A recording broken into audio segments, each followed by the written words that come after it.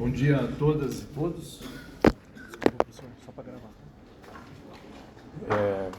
Inicialmente dizer que é uma satisfação estar aqui com vocês e agradecer a oportunidade, a parceria com o Movimento Popular, a União por Moradia Popular.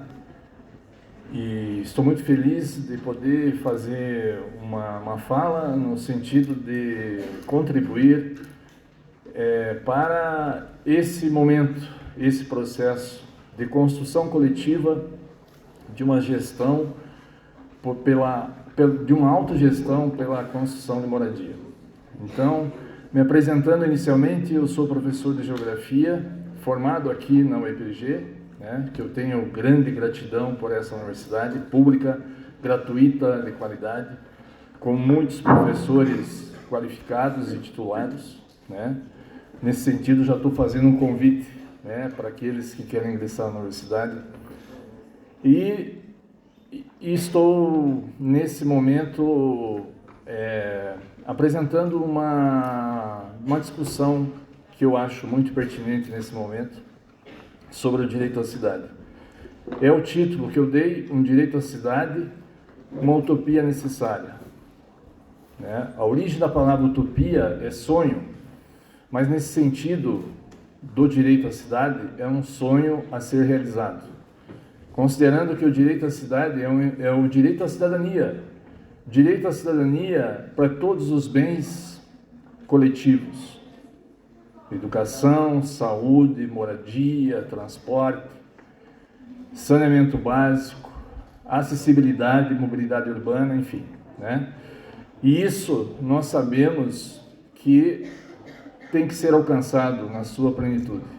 Então, portanto, eu falo de uma utopia, esse sonho a ser realizado, essa busca do direito à cidade. Muito bem. Eu gostaria de apresentar e fazer rapidamente uma reverência a um grande pensador, filósofo e sociólogo, Henri Lefebvre, que escreveu O Direito à Cidade nos anos 70, e ele já nos deixou em 1991, mas o seu legado, a sua produção científica, a sua bibliografia acumulada é atual no sentido de que é uma teoria com grande densidade, que é uma teoria que pensa a realidade, que é uma teoria que revela a realidade nas suas contradições, na sua complexidade. Enfim, Henri Lefebvre é um grande teórico que eu considero importante no momento e tem sido uma grande referência nos nossos estudos. Qualquer disciplina, campo de conhecimento, ele se torna uma grande referência. Um pouco sobre Henri Lefebvre, rapidamente, que é um filósofo e sociólogo francês, formação marxista. Os conceitos são situados criticamente no espaço e no tempo, é muito importante isso. A datação dos lugares, o método dele de análise nessa relação espaço-tempo. Essa dimensão do espaço e do tempo é muito importante para entender a realidade. E, evidentemente, com uma análise crítica. Então, a teoria reveladora da realidade e a indissociabilidade da teoria e da prática. São alguns ensinamentos que esse grande pensador teórico nos legou. Sobre o déficit, a falar sobre o direito à moradia é também falar do déficit habitacional, que é uma problemática urbana de todas as cidades, infelizmente. E nós temos um déficit habitacional no Brasil, começando pelo Brasil, de 90,7 milhões de domicílios, sendo 20%, 11 milhões estavam vazios. Segundo o IBGE, do último censo de 2022. Portanto, são dados atualizados. Só esses números nos revelam uma crise urbana, por conta da falta de moradia. E 7,4%, 6,8 milhões de imóveis, são permanentemente não ocupados. usados de forma esporádica, né? Então, se identifica a relação entre vazio urbano e déficit habitacional. Então, o número de casas vazias supera a estimativa de déficit habitacional no Paraná, né? Do Brasil para o Paraná. Então, o Paraná tem mais de 540 mil casas e apartamentos vazios. Isso foi identificado no último censo. Como que se identifica uma casa ou um apartamento vazio? O recenseador, ele vai na casa e pedir informação e tem lá uma placa de vende-se ou de aluga-se, né? Ou voltou lá numa casa que não tinha vende-se nem aluga-se, mas estava desocupada, estava vazia. Então isso é revelador, né, da nossa realidade, considerando a demanda por déficit habitacional. Então são 540 mil casas e apartamentos vazios no Paraná. E ele tem um déficit habitacional de mais de 400 mil casas. Então tem mais oferta do que procura. Tem mais casas e apartamentos vazios do que o déficit, né, a nível do Paraná. Eu trouxe para ilustrar essa realidade de vazio urbano com déficit habitacional, eu trouxe alguns exemplos de cidades paranaenses. Então, Curitiba, vocês sabem que o índice de desenvolvimento humano, que mede a qualidade de vida em relação à longevidade, expectativa de vida, em relação à educação e à saúde, e à renda, né? Educação e renda. Esses três indicadores fazem parte do Índice de Desenvolvimento Humano. O Paraná tem 399 municípios. O primeiro índice IDH, Índice de Desenvolvimento Humano, em termos de qualidade de vida do Paraná, é Curitiba. Então, Curitiba está com 0,823 de IDH. Pois bem, Curitiba, de 788.443 domicílios registrados pelo IBGE. A fonte aqui é o IBGE. 82.879, ou seja, 10,5%, estão vazios. E ele tem um déficit habitacional de 58.781 domicílios de déficit habitacional, 7%. Esse dado é da Coapar e é recente, né? Foi obtido recentemente porque a Coapar concluiu em 10 de abril o Plano Estadual de Habitação e com esses dados. É um raio-x que a Coapar fez em relação a esses municípios. Certo? Então, olha só, a relação dos vazios habitacionais com o déficit habitacional, né? Comprovando essa contradição de oferta e de procura. Dr. Ulisses tem o menor IDH do Paraná, é o último, 0,546. Ele tem de 3.008 domicílios, porque a população é em torno de 4.700 habitantes, 580 domicílios, ou seja, quase 20% estão vazios. E eles não forneceram o déficit habitacional, né? Por alguma razão a Coapar não tem esse déficit habitacional, porque quando a Coapar não faz o estudo local, ela recebe informações da Secretaria Municipal. Então, muitos municípios possuem um setor específico sobre moradia, né? Aqui nós tínhamos a Prolar, e faz esse levantamento do déficit a partir de cadastramento, né? Dos inscritos que se cadastram e se candidatam a moradia, ok? Mas, enfim, e só para trazer um outro número, né, de vazios urbanos, que é gritante sob o ponto de vista da habitabilidade, o município paranaense que possui mais vazio urbano hoje é Paranacite, que fica ao norte do Paraná, com 25% de domicílios vazios. Ponta Grossa, falando da nossa realidade, de 156.176 domicílios, 21 mil, quase 22 mil estão vazios. 14%, que é um valor alto, né? E déficit habitacional, obtido recentemente, é dado atualíssimo. 15.588 mil domicílios de déficit habitacional, ok? Então, mais uma vez, os números nos revelam o quê? E o nosso IDH é o 13º, 0,76, não é, e é um IDH considerado, levando em consideração que ele mede a qualidade de vida, tá? O que esse quadro nos diz? Nos diz o seguinte: há uma constatação da desigualdade social, ok?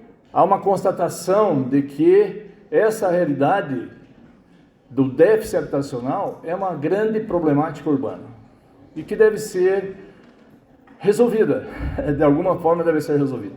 Então, esse momento desse seminário é exatamente a oportunidade de a gente pensar, discutir, debater, né? Enfim, buscar soluções para essa problemática. De alguma forma, os agentes envolvidos estão fazendo a sua parte, né? E, novamente, parabenizar a iniciativa do seminário e da União por Moradia Popular, né? Que o Jefferson está coordenando, e, evidentemente, que essa ação está tendo um grande prestígio, uma grande repercussão. E essa relação da universidade com os movimentos sociais, eu considero importantíssima, né? E é o nosso papel, enquanto universidade, dialogarmos com a sociedade e trazermos a sociedade para a universidade, ou a universidade ir a campo, conhecer essa realidade de perto e desenvolver algumas ações, projetos, planos, programas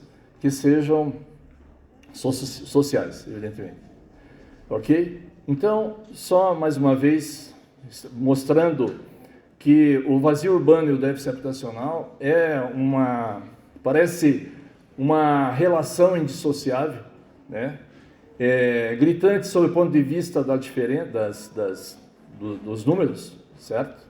E que nos revela a nossa realidade, né? Em termos de desigualdade social, em termos de empobrecimento da população, evidentemente, né, que isso é a causa, né, a população, o empobrecimento aumentou, inclusive, depois da pandemia, e a gente vê isso, né, é visível isso na cidade, a partir do quantitativo de pessoas em semáforo, por exemplo, ou das pessoas em situação de rua, que aumentou. Então, e a especulação imobiliária, evidentemente que é inerente, infelizmente, né? Numa cidade capitalista, os agentes imobiliários, assim como a construção civil, têm um papel importante na produção do espaço urbano. Em Ponta Grossa, isso é bem visível, né? Nós identificamos, por exemplo, Ponta Grossa com um crescimento, uma verticalização crescente, né? No centro urbano, e a periferia, muitas vezes, esquecida. E é interessante, quando nós pensamos nesses vazios urbanos e no déficit habitacional, nós pensamos na relação entre valor de uso e valor de troca, né? Que é um conceito importante para se estudar o solo urbano. Então, vocês estão buscando moradia para valor de uso, E nós temos muitos vazios urbanos que são de grandes corporações, de agentes imobiliários e construção civil, que têm o bem como valor de troca, apenas para a comercialização. E muitos não fazem, inclusive, questão de vender, porque têm o bem, o imóvel, como reserva de valor, especulando no mercado financeiro. Okay? Então, é uma diferença muito grande. E tem um custo isso, tem um custo social isso, que nós sabemos, certo? Então, a produção do espaço é uma produção desigual, certo? Então, nós pensarmos que os vazios urbanos e o déficit habitacional passam, infelizmente, por essas situações. A produção desigual do espaço é evidenciada a partir do espaço, do consumo do espaço, a partir do consumo do lazer e a partir do consumo da moradia, certo? Muito bem. Só para fechar esse raciocínio, né, levando em consideração esse conjunto de problemáticas que nós identificamos facilmente na nossa cidade, nos leva a pensar nessa segregação socioespacial. Então, a causa da segregação socioespacial, que parece também subjacente à nossa realidade urbana, né, levando em conta que a segregação ela ocorre por si só, sob o ponto de vista da organização do espaço. Então você tem um bairro, tem outro bairro, você tem um setor comercial, um setor industrial, um setor de preservação ambiental, enfim. Você segrega o espaço na construção dele, na produção do espaço, ele por si já se segrega.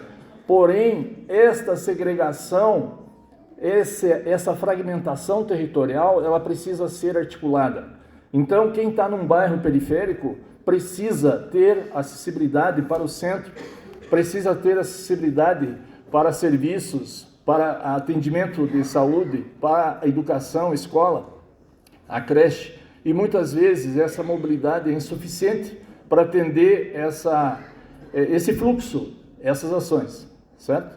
Então, se a cidade, na sua governança, não possibilita essa articulação entre esses bairros, entre essa segregação, você nega a cidade a uma parcela da população significante, certo? Negar a cidade é impedir o direito a ela. Então, e é não exercer a cidadania, é não contemplar a cidadania, ok? Que é um direito universal, como nós já vamos ver aqui. Muito bem, segregação socioespacial é uma identificação conforme os estudos estão demonstrando. E eu pergunto, né, um pouco já adiantado, cidade para quem? Cidade para quem? Se falar em direito à cidade, especialmente o direito à moradia. Cidade para todas e todos. Como? Esse é o ponto, tá? O como é operacionalizar o direito à cidade. Essa é a grande questão. Como? Como fazer isso? Evidentemente que é imprescindível o exercício da cidadania, ok? O exercício da cidadania com qual o papel dos agentes sociais nesse processo, né? Nessa construção ou nessa busca do direito à cidade. Então, papel dos conselhos municipais, como vai ser falado aqui pelo colega Orlando Bonetti. Os conselhos municipais são importantes, né? Os conselhos municipais, conselhos estaduais, são formas de organização civil da sociedade. Muito importante, a participação popular via movimentos sociais urbanos, movimentos sociais rurais. A história tem demonstrado que os movimentos sociais são grandes produtores do espaço urbano, são grandes produtores do espaço rural. Então, são produtores por conta da sua atuação, né? Por conta da sua organização, por conta da sua unidade, da sua coesão, né? Buscando um bem comum a todos eles.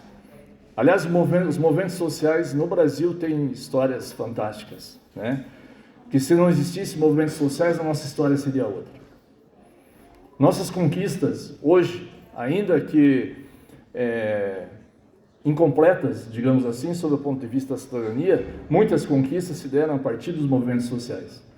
São grandes agentes são grandes agentes, evidentemente, atores sociais que estão na seara do processo, né?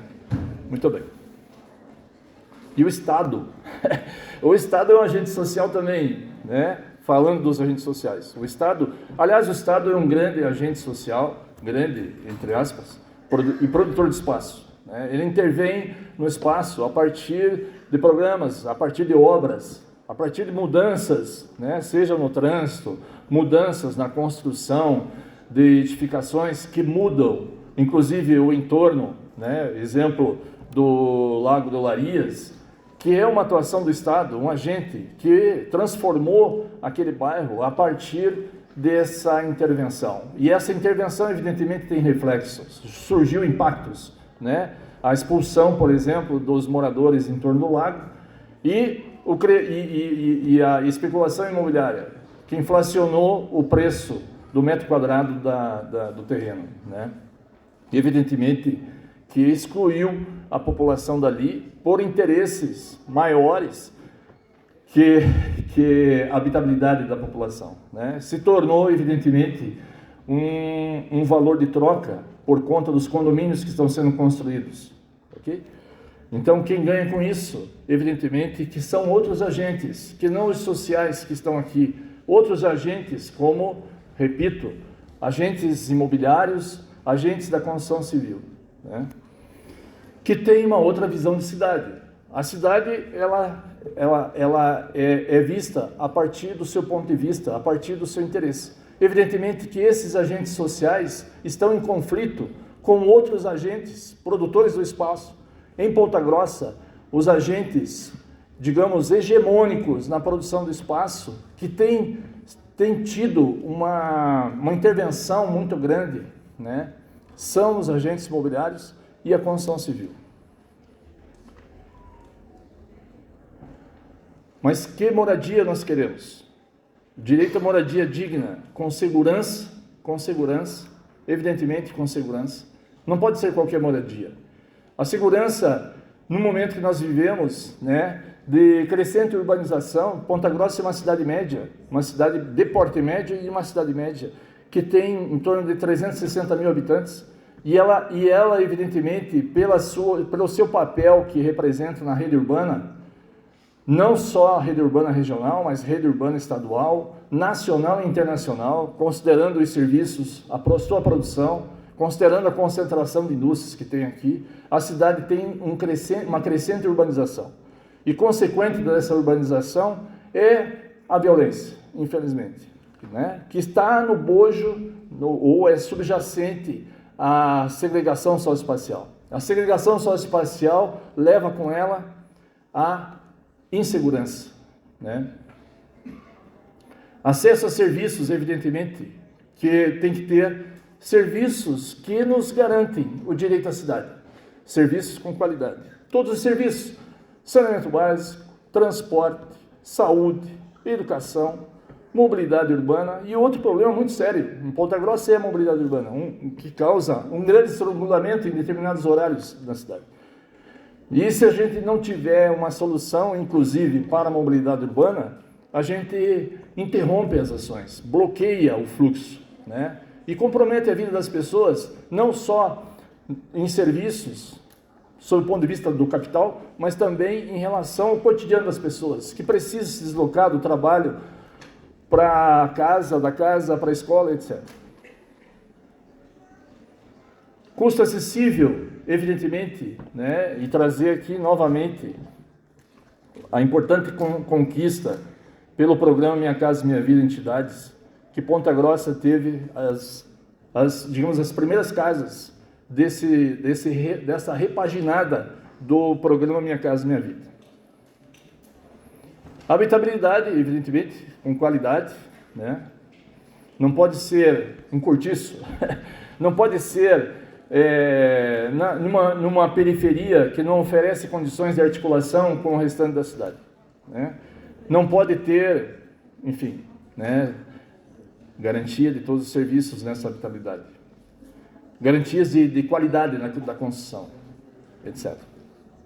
Sem discriminação, claro, tá? Sem discriminação. E uma localização adequada. Tá? Esse contexto da localização adequada, eu falo numa abordagem geográfica. Né? Uma localização geográfica significa muito, né? Inclusive é uma estratégia de sobrevivência, a localização geográfica. Né? Muito bem. Localização geográfica significa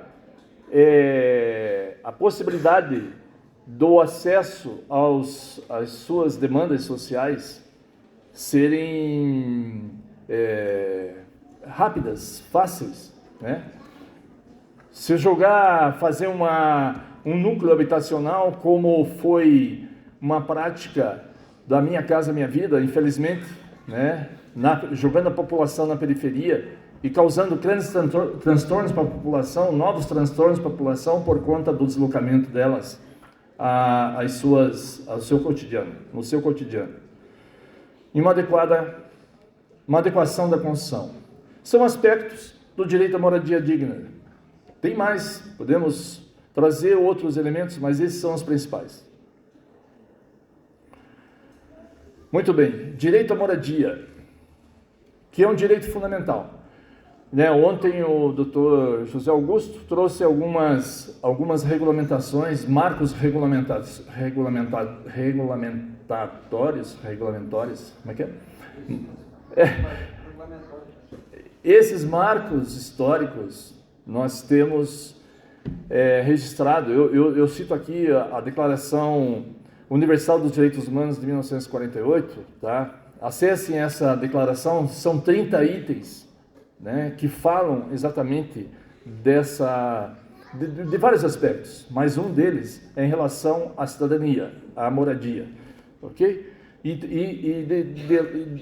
só, não sendo repetitivo, né, da fala de ontem do Dr. José Augusto, mas tem outros marcos, de 1948 a 1988, que é a nossa última Constituição. Na nossa última Constituição, a regulamentação da política urbana dos artigos 181 e 182, que criou a lei do Estatuto da Cidade em 2001, né? E só abrindo um parênteses aqui, o Estatuto da Cidade, que foi aprovado em 2001, ele foi encaminhado um ano depois da aprovação da Constituição, né? O senador Pompeu Souza, ele fez esse projeto de lei de Estatuto da Cidade em 1989, mas ficou engavetado de 89 a 2001 o Estatuto da Cidade. O Estatuto da Cidade é uma legislação importante sob o ponto de vista urbano e traz grandes conquistas, né? Grandes conquistas. Uma delas é a gestão democrática da cidade, ok? Outra é a regularização fundiária, que é muito importante, tá? O plano diretor participativo, olha só, mudou o nome do plano diretor, ele tem que ser participativo. Parece que chamar o plano diretor de participativo, pura e simplesmente não resolvia. Tem que estar escrito o participativo, significa a gestão democrática, né? E pensar em outros aspectos da cidade, porque a cidade, ela precisa ser vista na sua totalidade, né? Não fragmentada. Não basta atender a demanda por habitação, é preciso criar uma infraestrutura necessária, básica, para o desenvolvimento pleno, né, do acesso a serviços, né, do acesso e da circulação da cidade. Muito bem, já indo para o finalmente. Garantir o direito à cidade é o exercício pleno da cidadania e gestão democrática. É a função social da cidade e da propriedade urbana. É o planejamento e gestão da cidade. É o desenvolvimento urbano equitativo e sustentável. Esse é outro ponto importante do Estatuto da Cidade. A proteção ambiental. Direito à informação pública. Esse é um aspecto, hoje em dia, né, bastante problemático, né, quando nós temos uma avalanche de mentiras por fake news. Então, o direito à informação pública é o direito à informação verdadeira, evidentemente. Ok? O direito à segurança e à convivência pacífica, solidária e multicultural. Poderíamos trazer aqui outros direitos, mas direito à cidade, afinal, o que é o direito à cidade? É um compromisso ético e político que visa garantir uma vida plena e digna para as gerações presentes e futuras, em oposição à mercantilização dos territórios e das pessoas. Muito obrigado.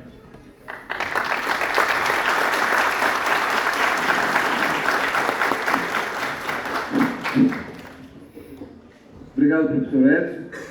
Muito importante os destaques que o senhor coloca nessa início dessa primeira mesa do dia de hoje. E convido para continuar na nossa mesa. Passo a palavra agora, então, para o senhor Orlando Bonetti, que é o secretário executivo do Concidade. Bom dia para todos e para todas. Em primeiro lugar, quero agradecer, Jefferson, o convite, em nome do nosso secretário Pimentel, né, de estar aqui representando hoje o Conselho Municipal, o Conselho Estadual das Cidades. Para vocês conhecerem um pouquinho mais, vou falar a origem e como eu cheguei ao Conselho das Cidades. Eu sou oriundo dos movimentos sociais, especificamente dos movimentos de moradia, né?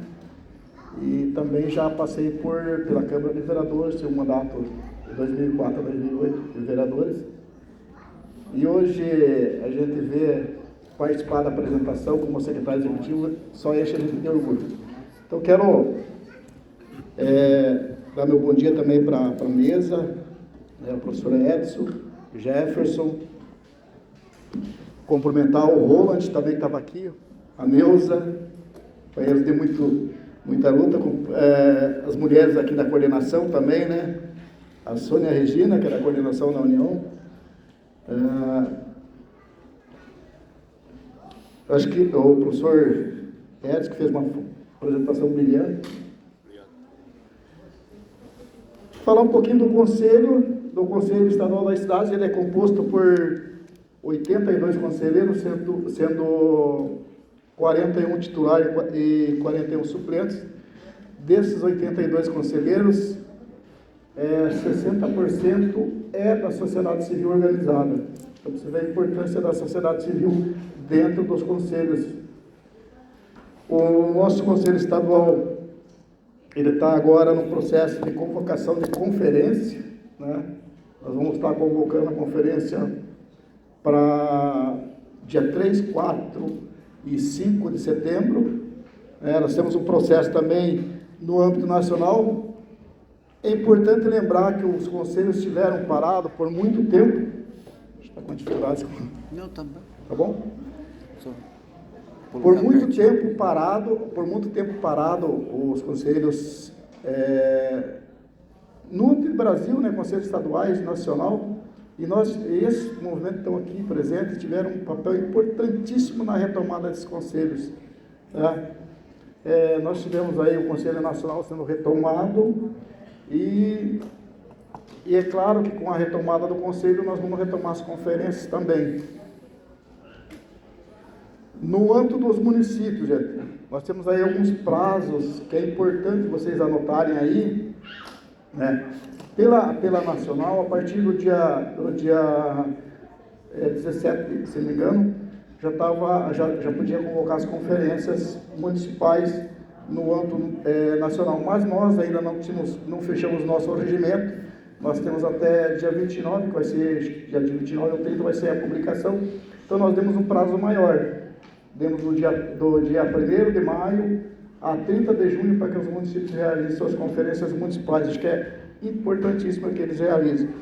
A partir da realização das conferências municipais, nós temos também a tirada dos delegados, e aí a gente vai ter uma ideia de quantos delegados terão nas conferências. As últimas conferências nossas tivemos em mais de 2.000 delegados, tá? Isso do Paraná inteiro. Na nossa conferência, nós vamos ter a retirada dos delegados que vão para... São 83 delegados que vão para a Nacional. Né? Dos 83, tem um número de delegados proporcional dos segmentos dos movimentos sociais. Então, acho que 83 delegados nós temos direito para a Nacional. Uma delegação grande, né? Então, do Paraná.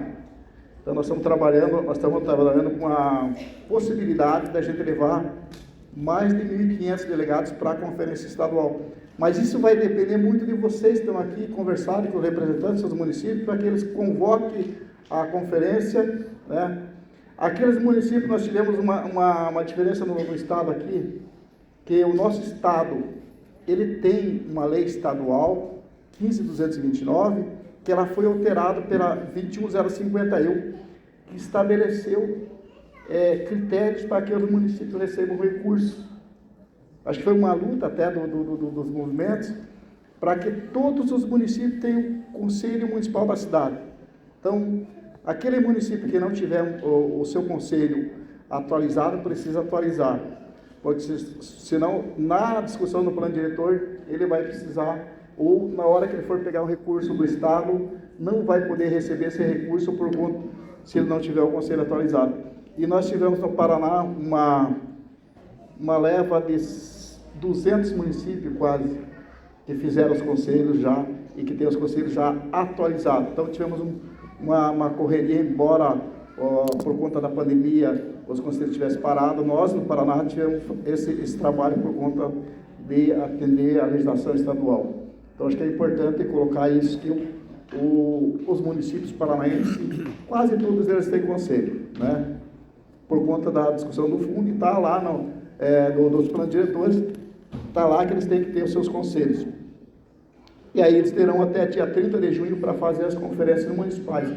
É importante vocês alertarem que quando da conferência municipal, o município, na eleição dos delegados e na eleição do conselho, é importante atender a proporcionalidade. Né? Nós fizemos até uma cartilinha na época que a gente distribuiu para os municípios. Ela é uma cartilinha orientadora para os municípios. Vou deixar aqui com o Jefferson até. Ela para atender a legislação estadual. Aí nós fizemos as conferências chamadas Conferências Extraordinárias. Fomos questionados por várias pessoas por que era a conferência extraordinária. Nós fizemos conferência extraordinária porque nós não tínhamos um Conselho Nacional chamando a Conferência Nacional e as conferências municipais. Mas nós tínhamos que atender a legislação, né?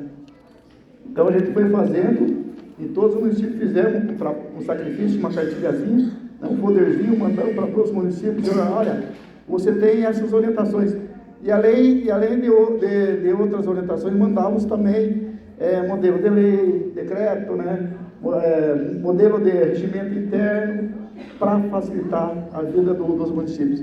E nós cobramos sempre que eles garantissem a proporcionalidade. Por que isso?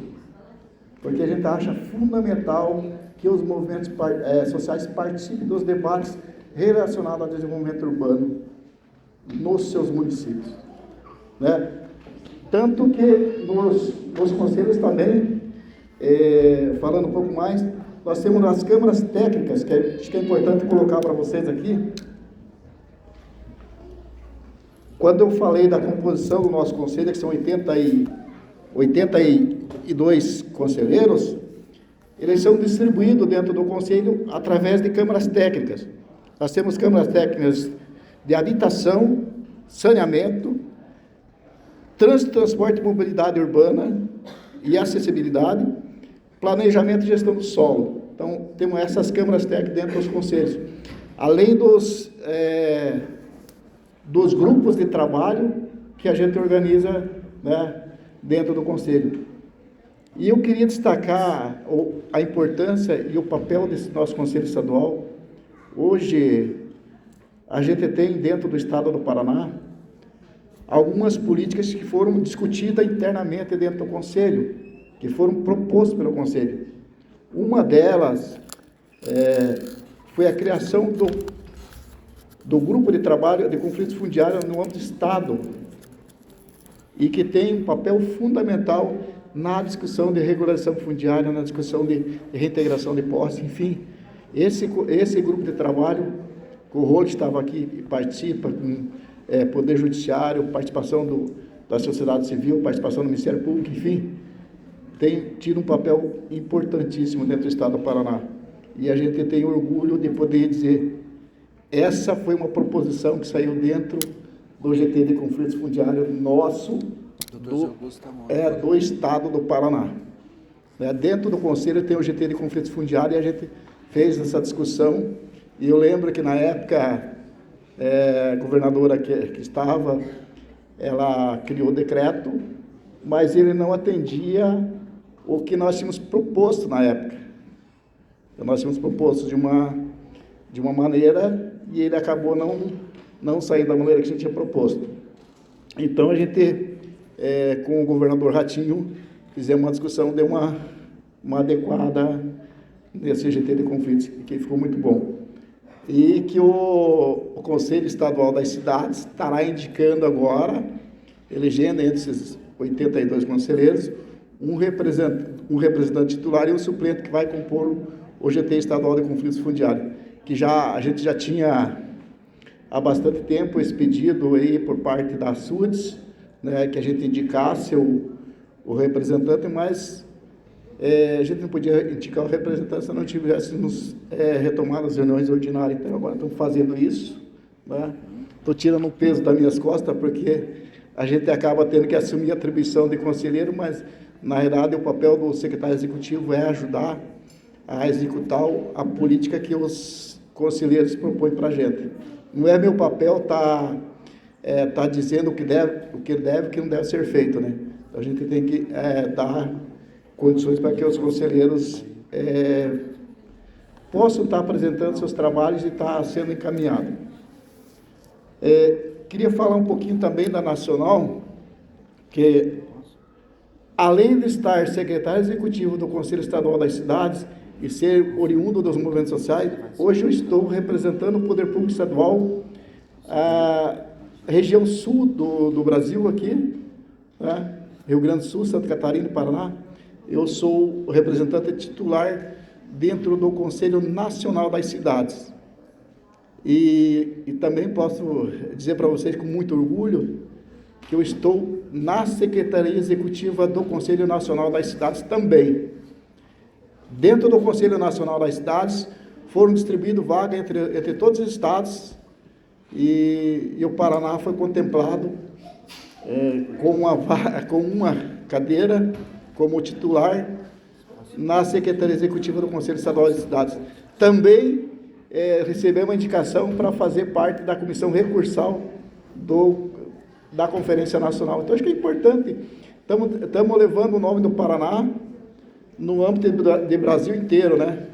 O Paraná continua sendo referência em termos de conselho, em termos de regulação fundiária, em termos de gestão de conflitos, principalmente, né? Tem experiências do Paraná no âmbito de Brasil, e aí eu quero parabenizar o Roland pela condução das SUDES, né? O trabalho que estão fazendo é excelente, é maravilhoso, e a gente tem orgulho de poder estar aqui junto, vendo esse reconhecimento. Falar para vocês também da importância dos conselhos de habitação dos municípios, né? Eu tive a oportunidade, quando estava com o mandato de vereador, apresentar um projeto de lei criando o Fundo Municipal de Habitação de Interesse Social e regulamentando o Conselho Municipal da minha cidade.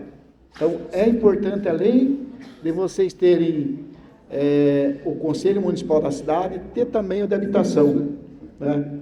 Onde não tem de habitação, que os municípios são muito pequenos, a gente orienta que os municípios, se o município é pequeno, não consegue fazer 2 conselhos, então cria dentro do Conselho Municipal da cidade a Câmara Técnica de Habitação, e aí toda a política de habitação discute ali dentro, né? Eu acho que é importante a gente pensar nisso. Talvez a gente possa até pensar nisso, em ter um conselho da cidade fortalecido, né, como a Câmara Técnica que pode discutir habitação, né, que ela vai além da habitação. Se a Câmara Técnica tem o GT depois dentro dela para discutir conflitos fundiários outras questões a mais. Ela discute saneamento, né? Enfim, você pode criar um conselho fortalecido da cidade e tendo essas atribuições dentro do conselho. É que é importante que a sociedade civil participe e venha trazer os problemas para dentro do conselho. Deixa eu ver se tem mais. Enfim, tem uma leva de ações aqui que a gente tem proposto, acho que já falei das datas, né, também, né, Jefferson? Temos até 30 de junho, então, para os municípios convocarem as conferências. Nós temos de mês de julho para fazer, de julho até setembro para realizar a conferência estadual, né? A municipal, então, como a gente falou, vamos colocar uma data agora que o nosso regimento está concluído, vai para aprovação. Nós temos reunião agora dia 29 e 30 de abril, em Curitiba, do Conselho Estadual das Cidades. Acho que foi uma luta para a gente conseguir retomar o Conselho, mas foi importantíssimo. Claro que ele só teve parado por conta da pandemia também, né? E por lei estadual ele existe, e essa é uma conquista que não pode ser mudada tão facilmente, né? Por conta dele já ser transformado em lei. E quando você fala de ter uma lei, e que essa lei também exija que os municípios tenham, acho que você garante um pouquinho mais que a sociedade civil possa se organizar e participar no seu município dos debates das questões municipais relacionadas ao desenvolvimento urbano. Acho que é isso. Estou à disposição de vocês.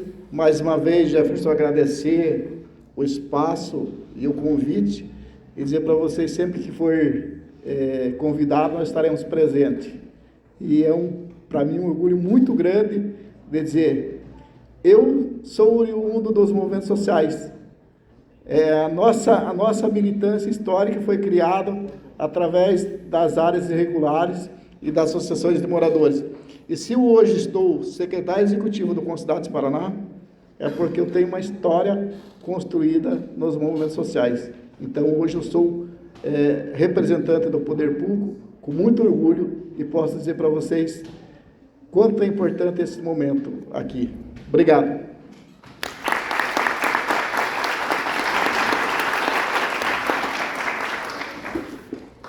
Para nós da União de Moradia, esse momento é um momento extremamente importante, porque nós estamos recebendo, na nossa história, dois segmentos importantes. Primeiro, a própria universidade, e eu queria destacar aqui o papel do professor Écio Belo. Desde o primeiro dia, quando nós fomos lá fazer a proposta, foi bem no início do ano ainda, nós estávamos começando, já preparando esse seminário, e quando nós descobrimos que existia dentro da universidade um grupo de estudos e pesquisa sobre as cidades, sobre a nossa luta principal, que é a bandeira da moradia.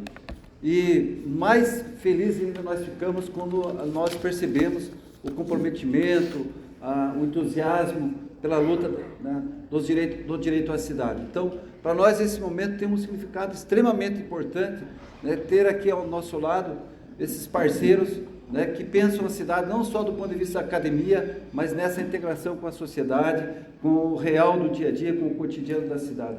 Isso para nós tem uma importância muito grande. A União de Moradia Popular é uma entidade que existe há mais de 40 anos.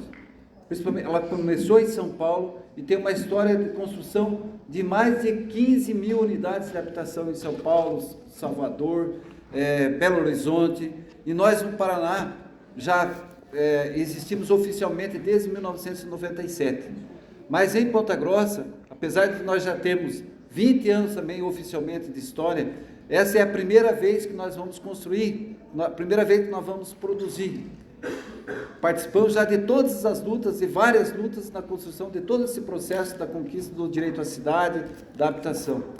Mas esse momento para nós é um momento muito importante, apesar de todos os avanços, dos desafios que nós já enfrentamos na história como movimento social, como movimento Moradia em Ponta Grossa, mas esse momento é para nós muito significativo, porque nós sentimos da oportunidade na pele agora dessa parceria junto com a universidade, e eu quero aqui, público, agradecer ao professor Edson né, que tem se colocado junto com sua equipe, o seu grupo lá da universidade, fez um trabalho muito forte, né, enfrentou, infelizmente, uma certa resistência, um obstáculo, uma certa oposição na liberação, né, para acontecer esse seminário, mas tem sido assim, e eu acredito que a parceria com a universidade técnica e também de concepção, de luta com o movimento, vai fazer uma grande diferença para nós da União de Moradia.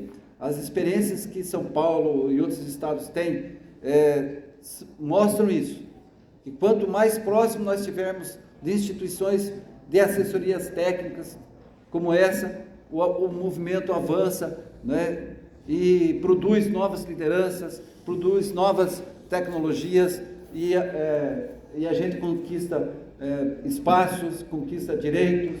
Isso é fundamental. Então, queria fazer esse destaque, professor Edson, além da sua brilhante apresentação para nós, e a gente fica assustado com os números que você coloca, né, mas é a realidade. Então, eu queria fazer esse destaque.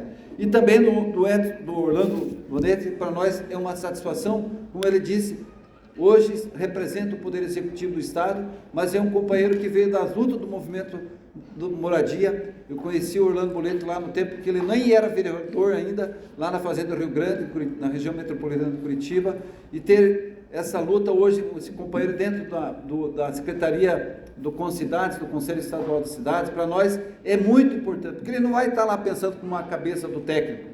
Sem dúvida é importante ter o técnico nessa caminhada, mas ele vai estar pensando também na defesa da luta da moradia, das famílias que moram nos fundões das cidades desse Paraná afora. E vai defender o espaço permanente nos conselhos estaduais, no conselho municipal, dos municípios desse Paraná, e vai levar as bandeiras nossas também. Então, para nós isso é extremamente importante, né, ter companheiros aqui em Ponta Grossa, desse seminário, como Orlando Bonetti, como o professor Edson, que sem dúvida nenhuma faz uma grande diferença, não só para o próprio evento, mas para a construção da nossa luta do movimento Moradia. Tenho certeza que os companheiros que estão hoje aqui participando, que vieram lá das periferias, dos bairros, das comunidades, né, muitas das famílias aqui estão morando à margem do córrego, do esgoto, né, e que são aquelas pessoas que você falava agora há pouco, os excluídos, né, os acadêmicos que estão aqui participando desse processo. Então, tudo isso para nós é muito significativo. E nós, antes da gente passar para a segunda mesa, nós abrimos agora o espaço. Tem um microfone aqui, gente. Quem quiser se inscrever para falar, fazer um questionamento, seja à vontade. Só queria falar do fundo gestor.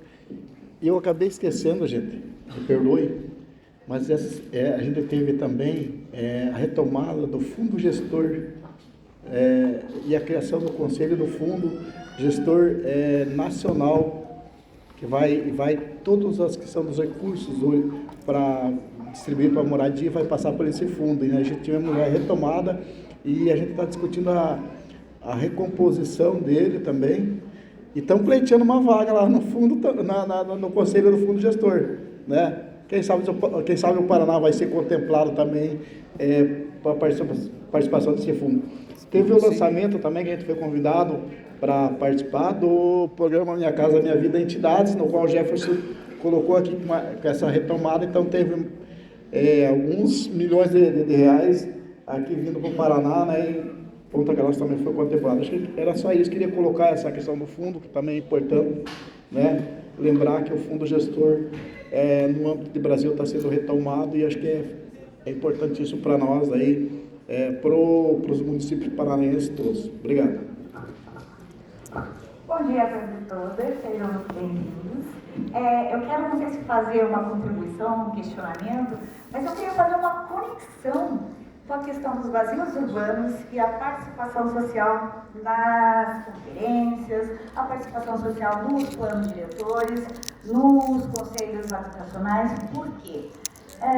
Vamos ver se o professor ele consegue, talvez, explicitar melhor para a gente. Por exemplo, nós temos os vazios urbanos na cidade, né, que estão em áreas dotadas de infraestrutura, certo? E Vamos ver temos se a tiver mais uma população pergunta, sem senão a gente vai moradia passando. na área de Ele faz, infraestrutura esse- precária, digamos assim, falando do ponto de vista simples, né? Então, a gente precisa de moradia, o déficit está alto, o déficit habitacional está alto, a gente precisa de moradia na cidade, mas a gente sabe que não temos recursos e precisamos de recursos, isso foi falado muito aqui ontem. Então, como é que a gente podia contribuir para mobilizar esse povo, por exemplo, para participar da Conferência Municipal das Cidades e está, por exemplo, pondo uma proposta de como que se pode contribuir para a gente descobrir quais são os vazios urbanos que a gente pode estar fazendo uma intervenção no sentido de usar algum instrumento de combate à ociosidade da terra que tem, e eu não sei daí quais são esses instrumentos que está previsto no plano diretor do município de Ponta Grossa. Você tem como contribuir com a gente sobre isso, professor? Porque, assim, eu acho que a gente tem que fazer daí, por exemplo, dessa mesa, tirar uma coisa prática, assim, encaminhar uma proposta, talvez, de ação para o futuro. Porque, assim, se nós temos aqui defender o direito à moradia, a gente precisa tirar uma proposta prática desse evento. E eu queria fazer essa contribuição e, ao mesmo tempo, esse questionamento para ver como é que a gente resolvia isso e tirar isso como uma proposta, inclusive para sair um documento final do evento. Vocês concordam com isso? Sim, claro. Então era isso, gente. Obrigada.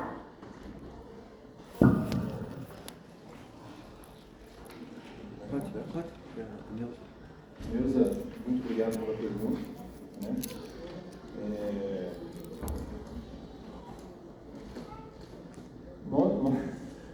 Nós temos uma cidade capitalista. E o capitalismo promove um desenvolvimento desigual e combinado. Essa é uma característica do modo de produção capitalista. Então, há estudos, né? Na geografia tem um grande geógrafo chamado Bill Smith, que trabalha com o desenvolvimento desigual combinado. E, infelizmente, esse modelo de desenvolvimento, que é desigual, ele tem essa terrível, né, característica de concentrar renda, de fortalecer, de gerar uma grande luta de classes, que evidentemente que há conflito de interesses em relação ao uso e à ocupação do solo urbano, né? Então, não é uma realidade pontagrossense os espaços vazios, né? É uma realidade de toda a cidade, algumas mais, outras menos. E é interessante observar essa contradição em toda a cidade, seja ela rica, sob o ponto de vista do IDH ou do seu PIB, seja ela pobre, sob o ponto de vista do PIB e do IDH. Né? Então, e em cidades intermediárias, que são as cidades médias, como Ponta Grossa, que é uma cidade rica. Se levar em consideração que o PIB não tem agora o número, mas nós temos um PIB considerável, né, e crescente, por conta da atividade de capital que tem sido grande. Um estudo revelado pelo IPARS, né, que é esse IBGE do Paraná, o Instituto Paranaense de Desenvolvimento Econômico e Social, que compila muitos dados do IBGE, né, mostra que há uma tendência de estabilidade da população no estado do Paraná nos próximos 50 anos. Porém, as cidades médias, como Ponta Grossa, será uma das que mais vai crescer no estado, por conta da sua atratividade, dos seus atrativos vocacionais, por conta de vários aspectos, né? A localização dela, por ser entroncamento rodoviário, né? por ser uma cidade média. Esse é um conceito importante que nós trabalhamos pelo significado de ser uma cidade média. Mas, voltando à sua pergunta, eu não tenho aqui uma solução para combater essa desigualdade. O plano diretor, que apesar de ser participativo, ele não oferece subsídios para que a gente possa buscar uma igualdade social, buscar justiça social, que esse é um ponto importante, né? Que é uma consequência dessa relação, dessa problemática urbana.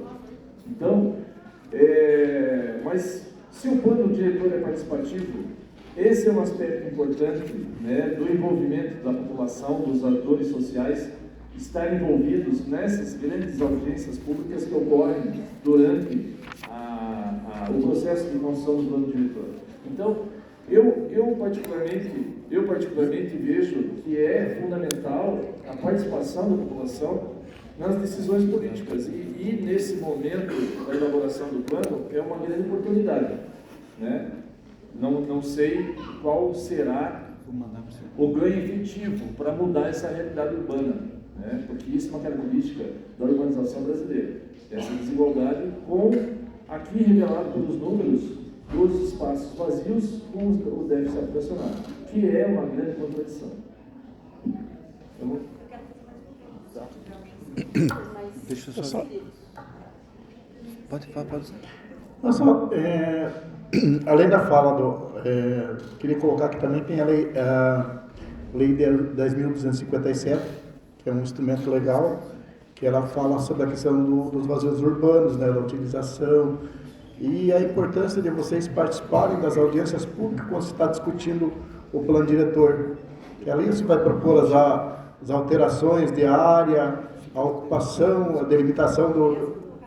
Então, essas questões que é importante vocês terem na cabeça, que participou da audiência pública, vai lá debater, vocês verem onde está o vazio urbano, vocês propõem que esse vazio urbano seja utilizado de uma maneira, pode ser usado para habitação, pode ser usado para a construção de equipamentos públicos, então acho que é importante, né?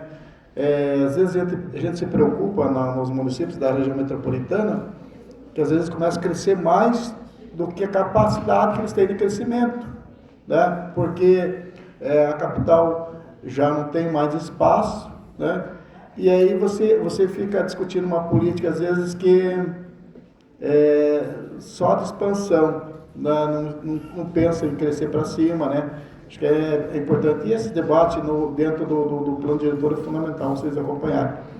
E eu queria colocar uma outra questão aqui também, no âmbito do Estado, o governo do Estado do Paraná está discutindo, uma preocupação que ele tem, é pensar em mecanismo de a gente conhecer. Nós pegamos levantamento pelo IPARS lá das cidades, quais as dificuldades que tem no Estado, qual o déficit que tem lá no Estado, no município. O município tem déficit de habitação, qual que é a demanda maior que tem no município?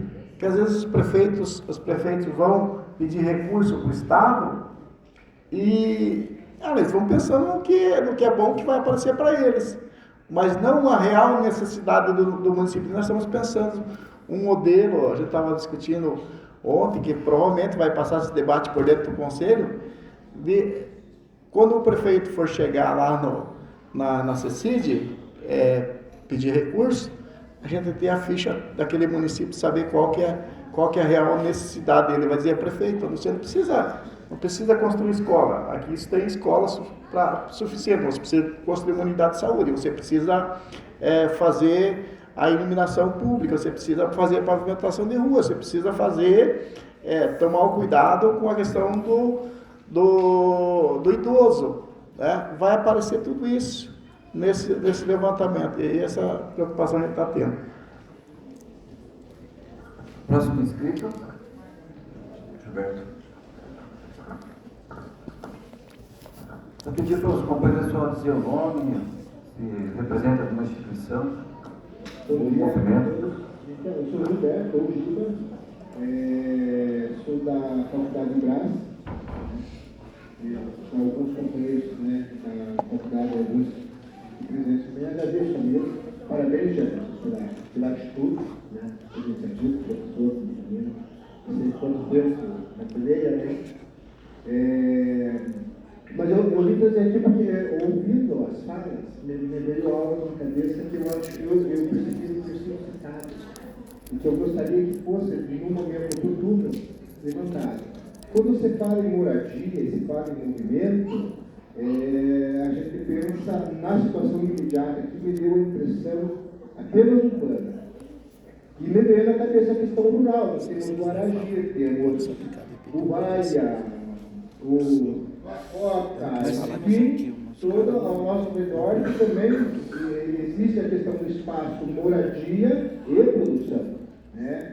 E eu acho que aqui tem muitos oriundos, possivelmente, né, acredito, né, que vieram e têm origem da terra, que vieram da produção rural, dos pequenos produtores. Então, só trazendo o tema, para que no momento oportuno seja levantado, porque eu acho isso muito importante. Eu hoje participo do MST, né, numa área em Castro, né, claro que estudando aqui, trabalhando de pedreiro, de dia, a gente não vai estar todos os dias lá, mas todo final de semana estou lá, trabalhando com produção, né, tocando o barco, né, de acordo com as forças que tem. Mas eu quero trazer aqui agora um ânimo, né, para as pessoas que estão chegando, ou que não têm esse hábito de estar participando do movimento social, que só tem um jeito da gente enfrentar e mudar essa situação que o senhor trouxe. O capitalismo é isso. Ou a gente se organiza e enfrenta, ou seremos escravos da eternidade. Né? Então, esse é um convite para que as pessoas que estão chegando agora, né, que estão na periferia, que moram, que não tem, né, seja no urbano ou no rural, é buscar via o enfrentamento, né, da luta. E participar dos processos, buscar a organização de estágio com periferia. Que bom ter você, Jefferson, que tem o tino, a força e a coragem de estar organizando esse movimento. Beleza? Eu comento na próxima pergunta. Está aberto ainda lá? Pode passar, por favor, o microfone para ela. Diz o nome, por favor, inscrição ou movimento. Olá, tudo bem? Eu me chamo Saqueira, eu sou aqui da UEPG mesmo, sou do 4º ano de Serviço Social, sou pesquisadora também de Direito à Cidade, né, com a base em Jurafé, mas no sentido de acesso a políticas públicas, né, minha linha de pesquisa é Planejamento Urbano e Gestão de Políticas Públicas, mas eu gostaria também de fazer uma provocação, assim como o professor que me precedeu, e também pegando um pouco da fala dela de trazer algumas proposições práticas também aqui para o evento. Tem algum elemento assim, que eu vejo que não está sendo suficientemente tratado quando a gente fala de habitação, moradia, e até por causa da sua, apesar de ser um evento antigo já acontecido, mas a sua repercussão maior agora em um processo de espalhamento do capital, né, e de exploração ambiental desenfreada, que é realmente a questão ambiental, né? Como que a gente vai pensar moradia, habitação, sendo que a qualquer momento as moradias estão suscetíveis a eventos climáticos que podem ser catastróficos, que acabam causando prejuízo econômico. Então, eu gostaria, assim, até em nível de pesquisas, assim, pelo professor Edson, até mais que está na academia, e também de abordar no conselho, nas conferências das cidades também, a questão ambiental, que ela também é dissociável à questão da moradia e de habitação, né? Do direito à cidade, então, nem se fala. Então, eu gostaria também de realizar essa provocação para incitar a discussão da questão ambiental também na interface dessas duas outras questões. Posso passar para mais uma pergunta? Você respondeu essa parte? Vamos seguir com mais uma pergunta. Aí a mesa dá continuidade. Tinha mais uma escrita. Depois outra aqui daí, o senhor Antônio. Oi, meu nome é Josiane, também sou acadêmica do 4º ano de Serviço Social. Diante de algumas pesquisas dentro da Superintendência da Habitação, encontrei alguns dados que dentro da assistência da Superintendência, antes da pandemia, havia 20 mil inscritos. Atualmente, nos últimos 2 anos, foram mais de 3 mil pessoas que atualizaram esse cadastro. E diante das falas sobre a importância do movimento social e sabendo que nada se conquista sem a luta e da importância dos conselhos, e também pesquisando sobre o Conselho Habitacional aqui de Ponta Grossa, a gente encontra que dados muito desatualizados. Se você for pesquisar sobre o Conselho de Habitação de Ponta Grossa, vai colocar ainda como diretor a Marinês, que era diretora, que faz 2 anos já que saiu da antiga Prolar, hoje é a Superintendência de Habitação. talvez por essa saída tipo, com o final da extinta Prolar e agora a Superintendência de Habitação, talvez por essa mudança não esteja havendo um conselho. Eu queria saber se vocês sabem alguma coisa, se existe um conselho, se ele está acontecendo, como que a gente faz para participar desses conselhos, porque para a gente conseguir essas conquistas, a gente sabe que a gente tem que participar, a gente tem que estar presente e colocando a importância das demandas. Senhor Antônio? Aqui. Antônio Strufka. Consegui pegar uma voz. O que falou? Da que falou sobre sustentabilidade, clima. Não, falou sobre envolver. Bom dia, companheirada. Eu sou Antônio, sou presidente da ZAECO, Associação Solidária da Agricultura Ecológica de Ponta Grossa e região. Nós trabalhamos com um trabalho de formação de agricultores para fazer a transição da agricultura convencional para a agroecologia, onde não se usa o produto químico. Parabéns, Jefferson, parabéns a todos os companheiros. O Jefferson está de muitos parabéns, pelo evento, né, pelo seminário, né, pela organização, pela a ideia que partiu do presidente da UNP. Ontem a gente viu bastante fala, hoje viu bastante fala, muito interessante, gostei muito da fala do professor, maravilhosa, né? Enfim, todos. A gente ouviu falar tanto de cidade, né? Eu tinha, além de eu e a minha esposa, tinha mais 2 agricultores que estavam aqui ontem, né? Hoje está da agricultura só eu e a Silvia. A gente não ouviu a palavra agricultura. Nós falamos muito de cidade, da cidade. Mas eu acho que o interior, o Giba falou, nós temos Guaragi, temos Junguaia, são grandes regiões. A Itaiacoca é a maior região de Itaiacoca, é a maior. Itaiacoca começa aqui no Paraíso e vai até em Campo Largo. É lá que eu moro.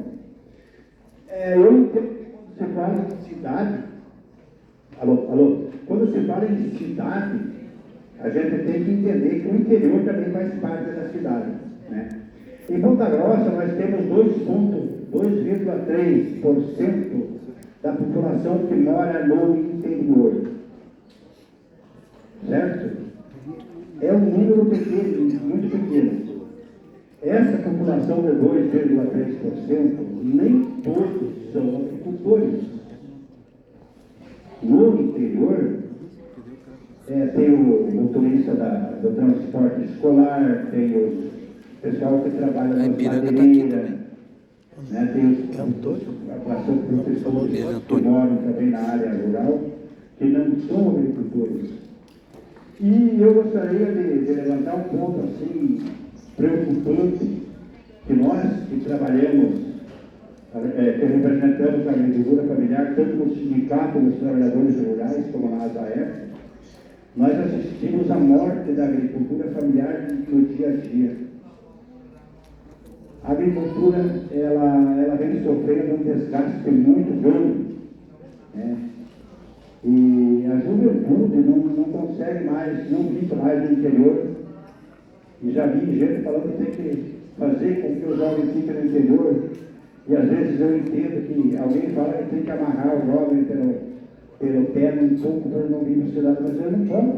Ele tem que ir mesmo, se não tiver política para o interior. Quero parabenizar todos os organizadores que trabalham com a moradia, porque esse ano nós estamos construindo 50 casas no interior. E é importante que a gente ainda não chegou, talvez isso venha acontecer um problema, a documentação das terras, né?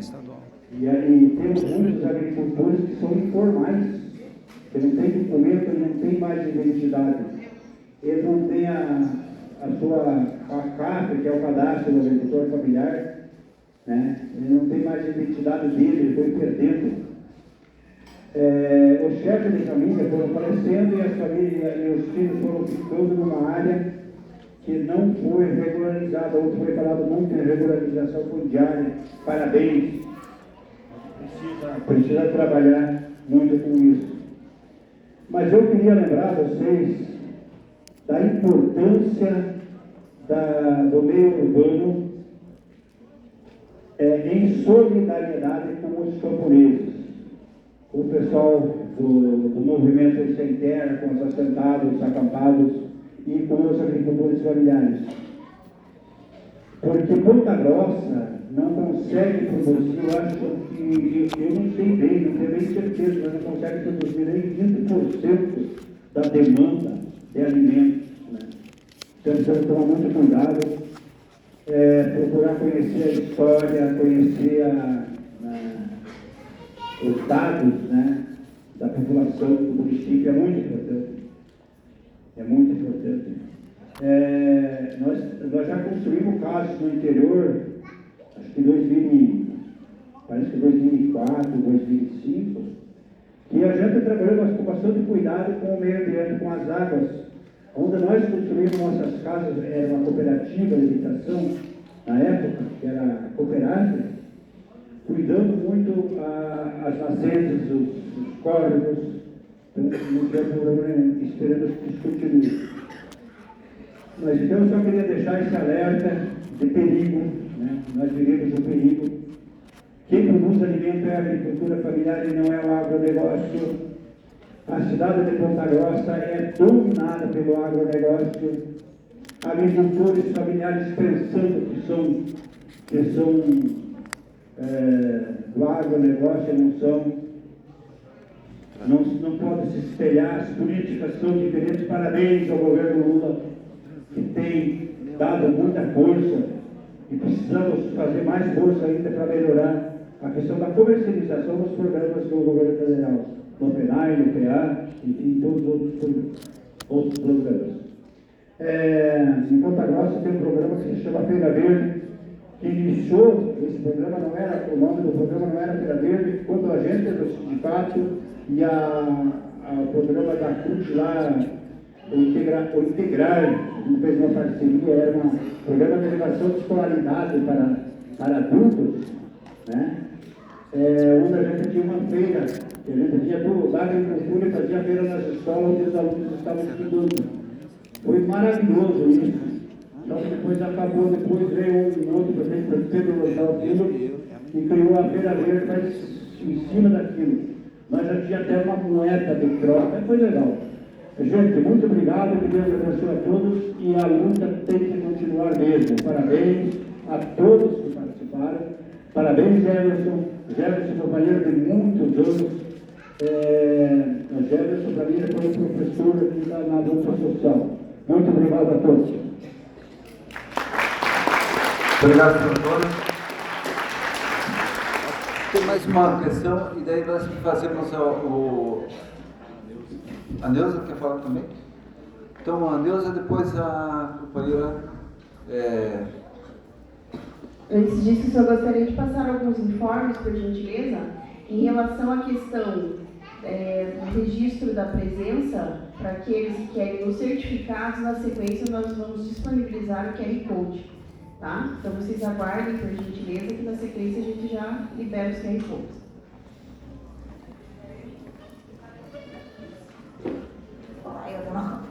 Então, voltando à questão dos vazios urbanos, eu queria ver aqui com o professor o seguinte. Então, eu não sei quais são os instrumentos que tem exposto no plano diretor.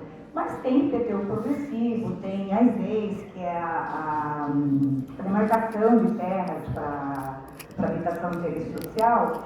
E esses tipos de instrumento, a população, se não tiver no plano diretor, no momento da participação pode estar pleiteando que tenha, né, para fazer essa reivindicação dessas áreas para a gente poder construir moradia popular.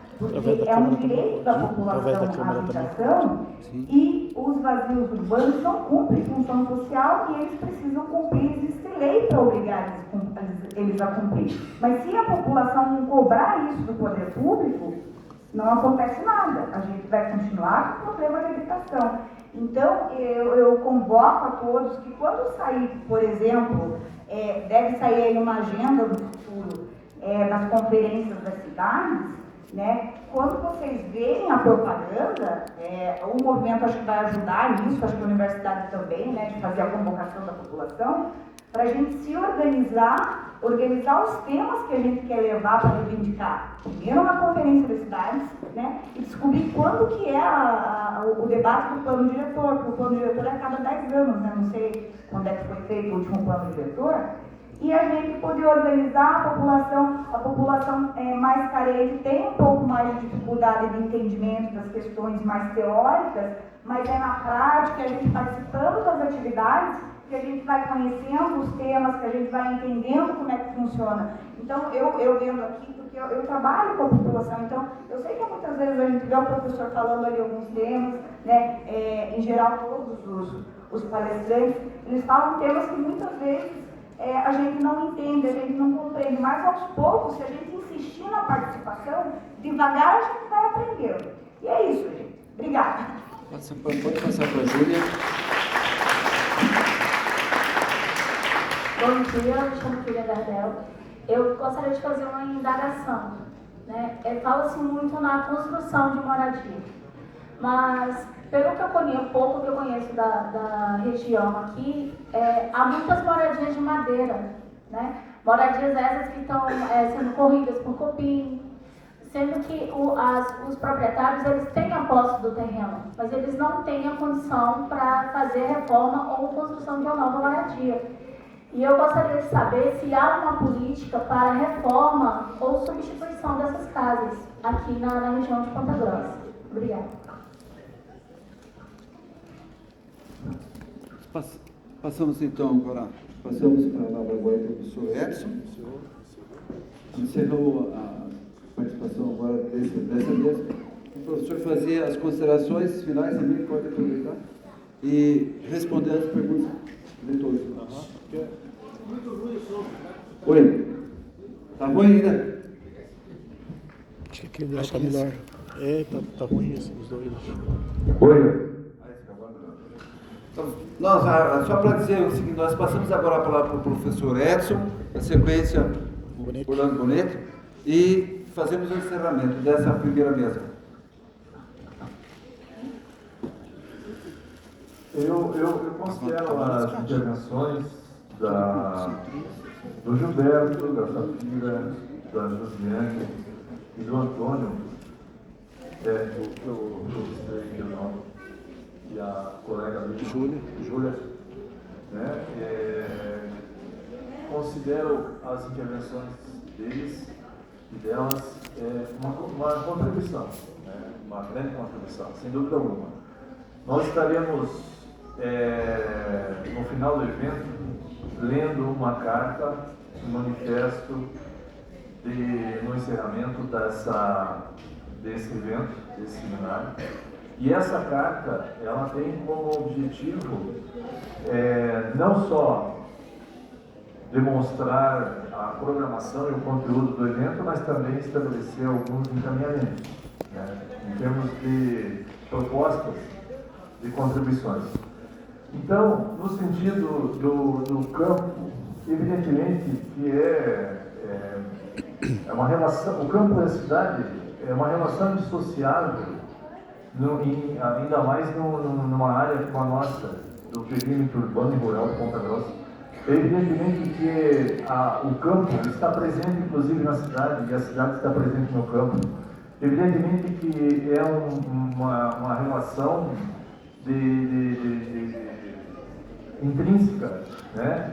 Interdependente do campo e da cidade. Então, parabéns pela contribuição, e isso tem que ser levado em conta, sem dúvida alguma, né? Se a gente pudesse discutir mais aqui no evento, evidentemente não deixaríamos de discutir problemáticas que também são particulares do campo. Em relação à questão ambiental, perfeito, a sustentabilidade ambiental, ela é inerente a esse processo todo.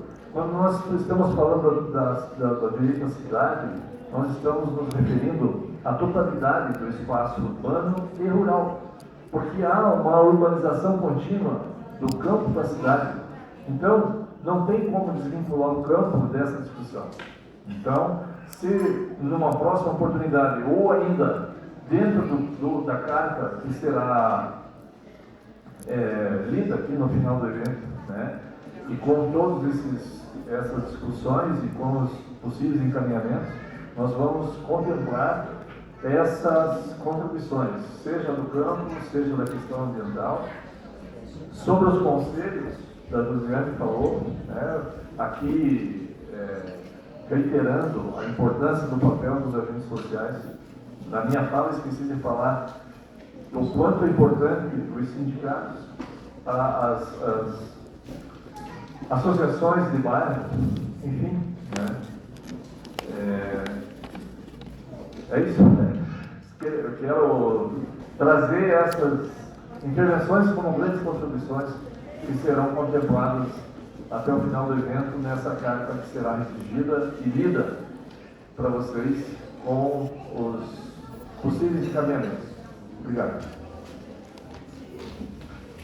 Só para também, a título de informação, a União Municipal de Moradia participa do Conselho Municipal da cidade. Eles fizeram essa pré-conferência extraordinária no final do ano passado, a Prefeitura chamou, nós participamos, foi um chamamento muito rápido, de última hora, e depois nós entendemos, até porque o Estado estava exigindo que os municípios fizessem a Conferência Municipal das Cidades, e nós conseguimos nos organizar rapidamente e nós participamos, não como a gente gostaria de ter participado, mas nós conseguimos garantir uma cadeira, e a lei hoje, a lei municipal, tem garantido a participação da União de Moradia Popular hoje, tanto no Conselho Municipal das Cidades, como também no Conselho Municipal da Habitação.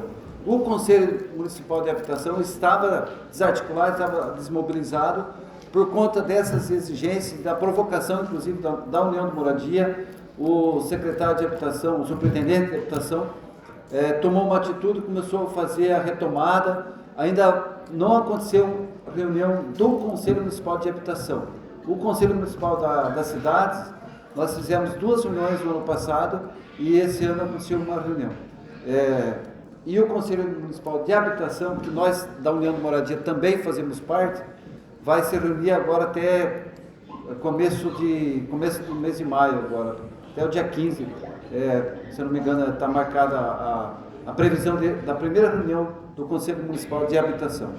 Para nós foi importante, e só como a título dessa questão que a Neuza colocava e os demais companheiros, a nossa principal pauta em relação ao Conselho Municipal de Habitação é estipular 2%, né, dos recursos do Fundo Municipal sobre o ISS e sobre o IPTU. Isso dá em torno de entre 15 e 20 milhões por ano. Já um recurso, não é muita coisa, mas já é um recurso importante garantido no fundo, que vai criar possibilidades de novos empreendimentos e também, especialmente na questão da regularização urbana. Acho que eu queria falar sobre o tema que a Neuza acabou levantando aqui, né? O temário nacional nosso e do Estado também vai ser construindo política nacional de desenvolvimento urbano, caminhos para cidades inclusivas, democráticas, sustentáveis e com justiça social.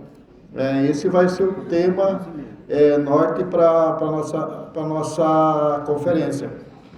E aí, dentro dos eixos que a gente vai colocar, alguém falou sobre a questão de sustentabilidade aqui também, e a gente colocou lá, tema 1, eixo 1. Eixo 1 articulação entre os principais setores urbanos e planejamento de políticas públicas. Eixo 2, gestão estratégica e financiamento. Eixo 3, aí grandes temas transversais.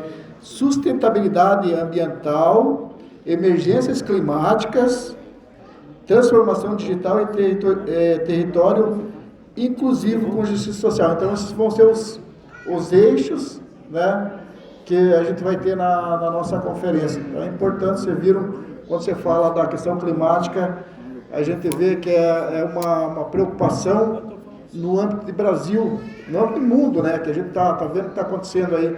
E aí a gente não podia deixar de incluir esse debate na questão estadual nossa também. Teve uma outra questão que foi perguntada aqui, fugiu da memória. Reforma, ampliação? Eu acho que a questão dos vazios eu já abordei aqui, né? Tinha uma outra questão que foi levantado aqui também, que eu acabei esquecendo. Se eu esqueci alguma coisa, o pessoal me perdoe. Já posso fazer o encerramento, a minha parte, né? Gente, então, quase uma hora.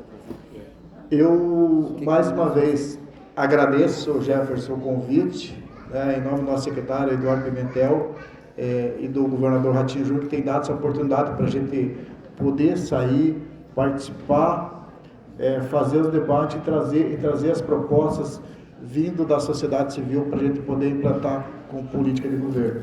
Então, muito obrigado, estamos à disposição de vocês, vou deixar aqui depois o Jefferson tem um cartão por e-mail, se quiserem estar entrando em contato com a gente. E, mais uma vez, converse com os representantes de vocês para que eles participem das conferências municipais. Ajude na construção do Conselho Municipal de Habitação e do Conselho Municipal da cidade. Onde não tiver Conselho da cidade, onde não tiver Conselho de Habitação, fortaleçam o Conselho das cidades e fortaleçam as câmaras de habitação. É fundamental esses momentos para que a gente possa estar ouvindo a sociedade civil e podendo transformar isso em ações de políticas públicas. Muito obrigado. Eu só queria, antes de fazer o encerramento dessa mesa, nós já estamos com o nosso horário meio estourado, quase uma hora já, mas para responder essa questão que a Júlia levantou sobre a questão da reforma, hoje nós temos um programa, dentro do programa Minha Casa Minha Vida, em que a pessoa pode se habilitar diretamente através dos correspondentes da Caixa Econômica Federal, chamada Reforma e Ampliação.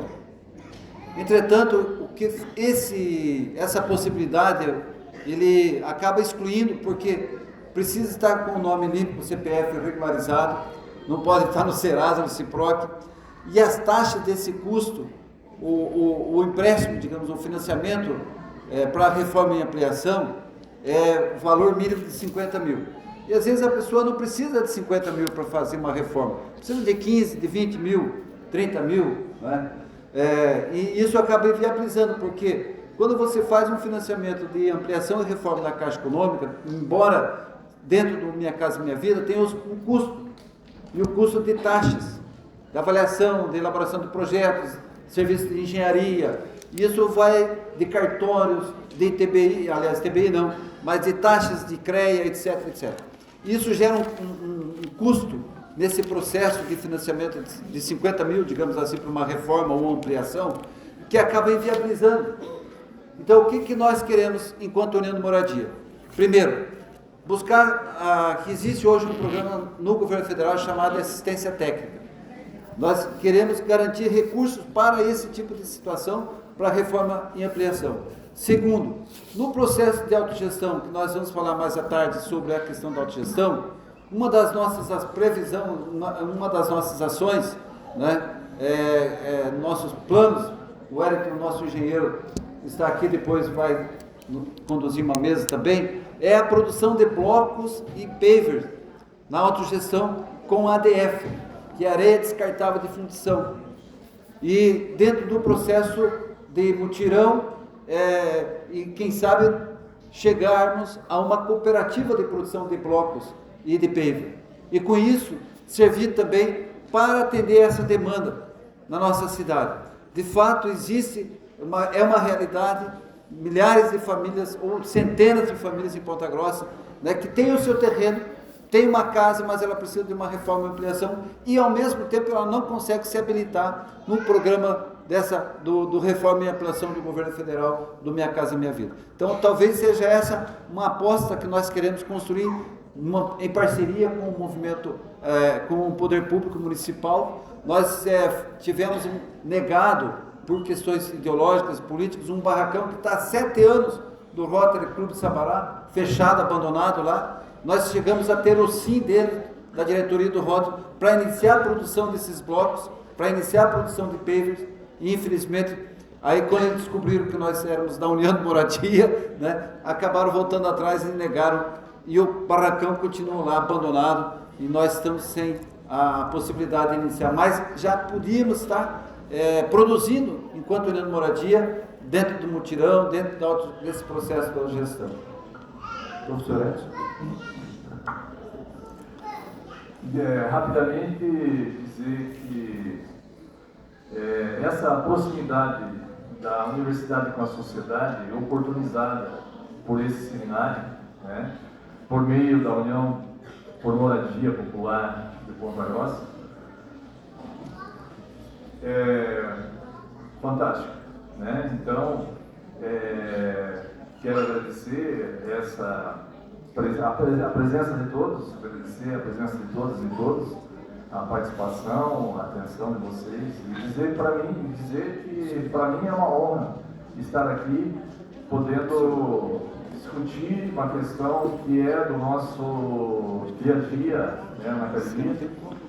E estou à disposição, né, vou ficar aqui até o final da tarde, mas acredito que o evento ele se torna mais rico na medida que ele continua a partir do seu encerramento, no sentido de que as contribuições e toda a problemática levantada, ela vai ser uma, digamos, uma meta, né, para ser vista sob o ponto de vista de todas as reivindicações existentes, né. Agradeço novamente a todos e todas, muito obrigado.